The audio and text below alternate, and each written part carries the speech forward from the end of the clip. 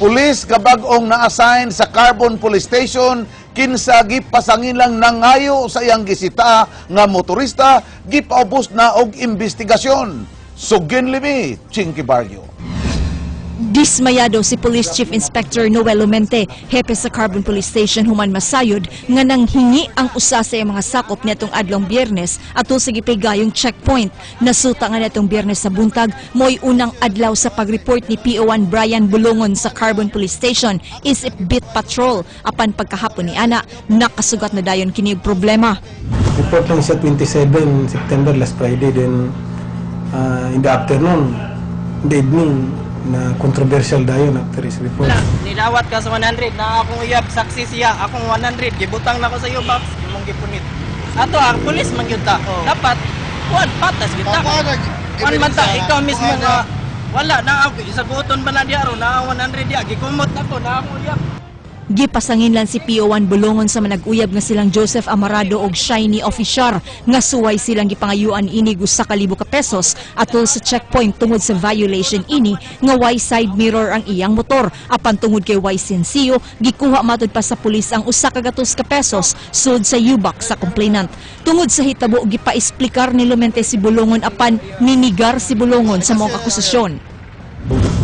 We try to dig up, no? Asa ba ni siya gikan, sa bayang background, nga nangyunana ang sabak din siya sa issue. Nanawagan si Lumente sa mga motorista nga mudangop siyang buhatan kung dunay bisan unsang reklamo batok sa iyang mga tao. Sila mag-tolerate ka ng pangayuan, no? Dapat mo report sila kung pangayuan sila sa pulis. Jinky Barrio, News 5. Lalaking nag-drive og scooter patay human maligsan sa bulk truck nga nagkarga og LPG diha sa Maydan Arabaya Corner SRP Road sa Dakbayan sa Talisay. King Perez, Sugin Limi. Suway untang mo overtake kining trailer truck si Jonathan Abesas, 21 anyos nga taga Barangay Dumlog sa Maong Dakbayan. Napakya siya human nabangga ang iyang gimanehong motorsiklo sa gutter sa Center Island. Nalabay kini hinungdan nga naligsan sa truck. Grabeng kadaot ang naangkon sa iyang ulo. Suway paninggida sa Talisay District Hospital apan gideklarar kining dead on arrival. Sa akong investigation nito, ang motor may atong pagkasadon pero liable gyapon ang trailer kay siya may nakaligis. Matod sa truck driver nga wala niya tuyua ang maong hitabo. Andam siyang moatubangkon pa sa kahanog kaso sa mga tagtungod sa biktima. Ulahin na yun eh. Ulahin na. Nakabantay ko siya pero paglingin ako, na siya. Banda na siya dito. Agian na. King Perez, News 5. PUJ driver nga suway mitabang sa babayeng gilabnihan mauna hinoy gipusil sa snatcher. Samtang duha ka lalaking nag-inom kalit nga gipamusil sa wa mailing mga tao. Leslie Caminade Vestil, Sugin Limi. Swerte nga wa maigo si Junjun driver ini public utility jeepney human po sila sa snatcher nga nagmotorsiklo. Suway unta niyang banggaan ang snatcher nga nanglabni og cellphone ini babay nga naglakaw dinhi sa may corner Foodland ug Dan AS Fortuna habig sa Dakbayan sa Mandawi mga pasado las 11 kagabi.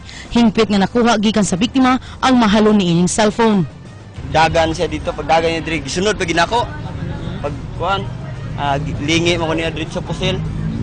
Hatag mi og info dito space nga for blocking para makuha na to ang suspect.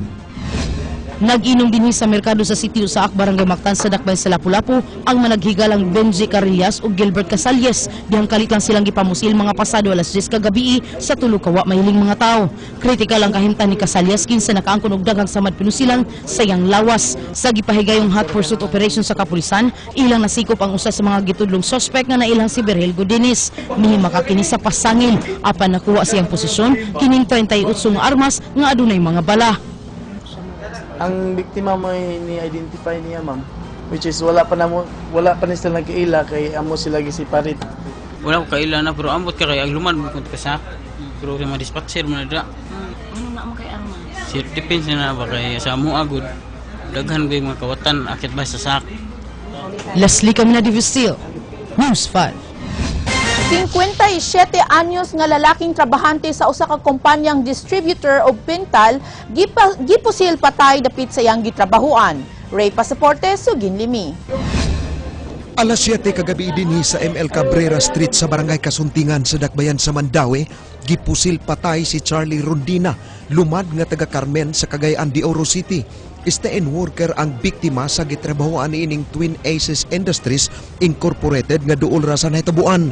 Nakaangkon ang biktima og samad pinusilan sa dughan. Trabaho. Ang katulong ko ano, katulong kuan pagmangkon. Oo. Trabaho sa yan, nakakitaan ng galis siya sa trabaho.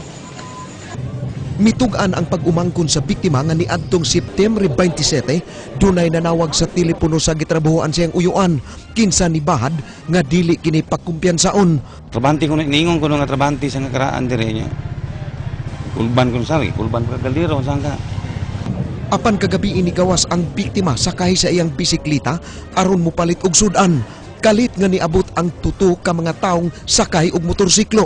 Ang usa kanila maoy nibabag og nipusil sa biktima sa makadaghang higayon. Sa kuang interview sa kuan sa katong mga kauban niya o mga igagaw nga nara po diha sa ilahang trabahoan, dunay kuan, dunay pang atong itawag bahad o panghulga. Dunay CCTV camera nga gibutang ining kilid sa gate sa pribadong panimay.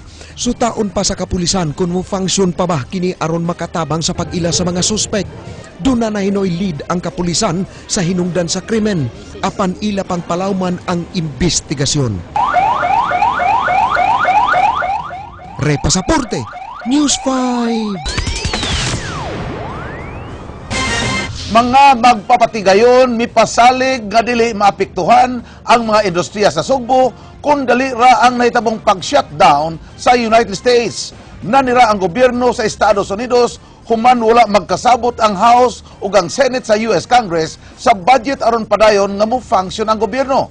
Kini ang ika-12 nga government shutdown sukad niadtong tuig 1981 din alabing dugay niini milanat og 21 ka adlaw. Andrea Patenia, Suginlimi.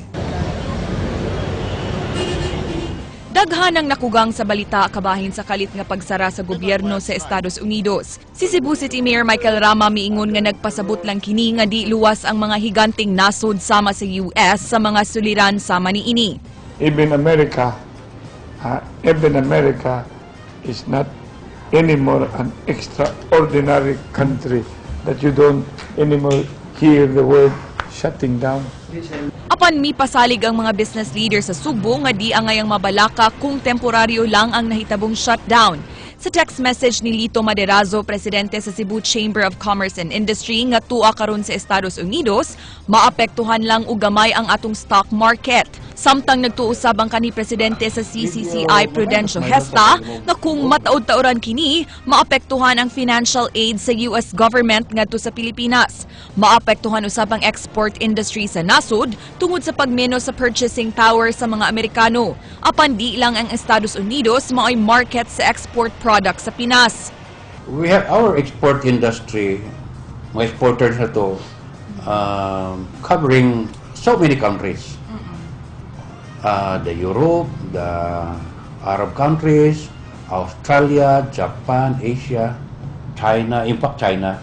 Inay mabalda sa nahitabo sa United States, tambag niya sa mga Sugboanon. Dapat nilang ma-alarm.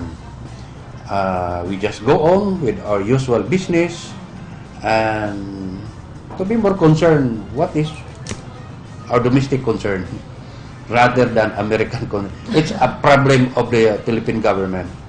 Ato lang, kung sa ato sa domestic issues, law-abiding tayo, mabayad ang taxes, although bantayan na ito ang taxes kung nasa pengon. So ato lang tayo focus, di na tayo mag-ilabot sa dagkong problema na di na ito, wala tayo mahimo. Samtang sa website nga Inquirer.net, nakalatid nga magpadayon gihapon ang visa processing sa US Embassy sa Kauluhan. Apan sa mga online news articles gikan sa international news agencies, posibleng madilatar ang processing niini. Andrea Patenia, News 5.